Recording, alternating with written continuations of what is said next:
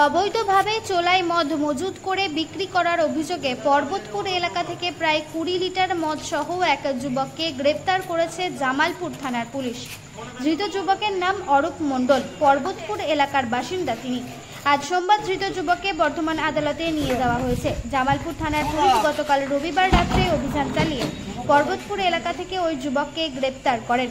প্রায় 20 লিটার মদ বাজেয়াপ্ত করা হয়েছে। ধৃত ব্যক্তিকে আদালতে তোলা হয়েছে আজ সোমবার। সব খবর সবার আগে, মানুষের সাথে মানুষের পাশে। প্রতিনিধি মৃত্যুঞ্জয় জোসের রিপোর্ট, MBS নিউজ।